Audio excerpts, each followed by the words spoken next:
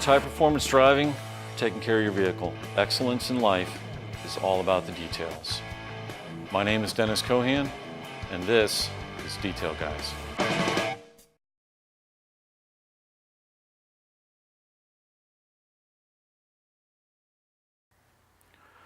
All right, this phase we're going to talk about polishing the car.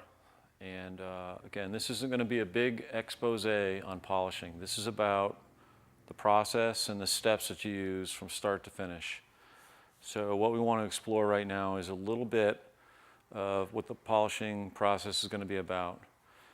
Polishing can kind of be broken down into 3 steps, and you want to get progressively finer as you do it. So there could be a heavy polish, a cutting cream type of polish. I would stay away from products like compounds and work with a product more like a cutting cream. It's something that's a bit milder than a compound is and a bit less abrasive. Generally what you're going to do, there's 2 different types of polishing tools that you're going to use. One of them is a rotary tool. This particular tool right here is one that's commonly used for the polishing process. It can be used safely. It's called a dual action polisher. This particular unit is nice sized, nicely balanced. What you're going to use this for is to polish the surface of the paint and to remove blemishes and remove swirl marks and get the paint ready for wax. On the random orbital or the dual action polisher, what it does is it oscillates in many different axes. So it rotates at probably 2,000 to 3,000 RPM or better, fairly high RPM, but it can't actually burn your paint because it's not rotating in just one plane. So as you put your pad on, for instance this pad on board the polisher right here, the action of the pad as it's on the car would actually be moving more in a pattern like this. And this all happens at very high speed, and it's going to control the heat, it's going to control the polishing process, and it's going to allow you to bring the finish down to a nice level where you can go ahead and polish it. Go ahead. Okay, these pads, many of these pads, the easiest of the pads, attach by Velcro to the machines. So you want to line the pad on the back, which doesn't have to be perfect. That's pretty close. It's pretty good. And again, when you plug this particular tool in, and this is running, you're going to see it oscillates in many, many different planes, and that's why it's called the random orbital. And you'll use the tool while it's running and just work it across with the product on the pad to achieve the level of polish that you want and prepare the paint for the wax phase. This is a rotary polisher, all right? It's a lot heavier. It rotates only in one direction. And because of that, you're not going to want to linger with this particular tool in one area. You could obviously generate a lot of heat if you're working just the corner of this particular tool in one area. So this is a tool you're going to graduate to, or this is a tool that a pro may use. They're going to also, or you may also, while you're using this tool, have a selection of pads that you need to make decisions on. And there is a myriad of pads that are out on the market. But the basic selection, the way you want to work for either the rotary or for the random orbital or dual action, is you want to work from a pad that goes from firm, and you'll move up to progressively softer pads.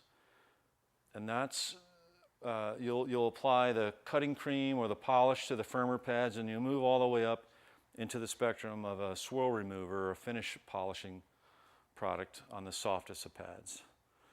So they come in various colors, they come in wool, they come in foam, and it's not really our intent today to cover all the various pads that are out there, but suffice it to say you can try a medium, you can try a fine pad.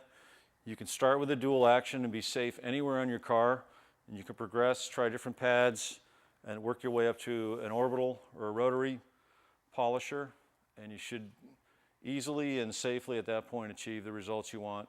Get the finish nice and smooth, swirl free, and ready for the wax process. All right, we're going to demonstrate the cutting cream heavy polish for the first phase. I'm going to put a little product on the car. And I'm just going to start to work it in.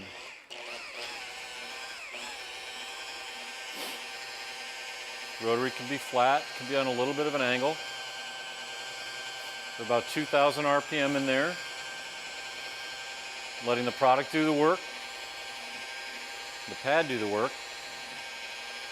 I'm just controlling the buffer.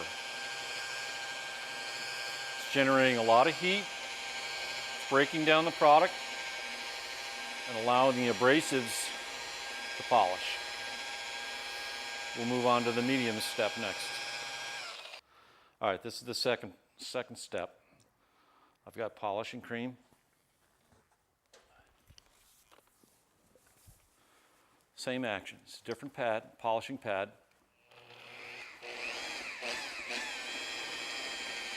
Working the compound. Okay, this is the third step. I've now got a swirl remover. I've changed the pad out. It's foam pad. You can use foam, you can use wool, but this is a very, very soft swirl removing pad. Same action as before. Trying to start the pad slowly to minimize the splatter. Now let it do its buffing. Okay, this is a swirl remover. We've demonstrated this with the rotary. Now I want to show you with the random orbital. This tool can do all three steps. Watch the oscillation of the tool. You can one-hand this tool. It's not going to do quite as much work as the other tool that we had, but you can accomplish all three steps just the same. We would work this action until all the swirl marks are gone. Again, with this tool or with the orbital. To complete the job, you would use your microfiber, a separate microfiber for each polishing compound. Don't cross them. You'll wipe the product off, buff the car out to its finished shine, and you'll be ready for wax. This is the product that kind of started it all for me. The P21S wax was a breakthrough wax for me. I felt it was very, very different. And I just want to demonstrate it just a little bit. Let me put this cover off to the side here. I've got a fresh jar, applicator pad. The wax itself is just, really, really nice to work with.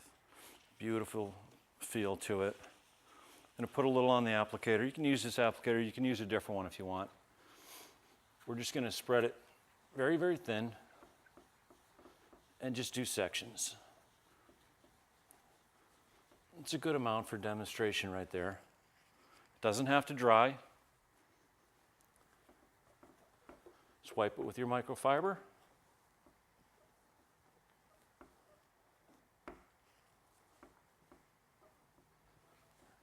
And it leaves just a beautiful finish, well protected, beat up. You'll probably get 3 to 4 or 5 months out of this type of a wax.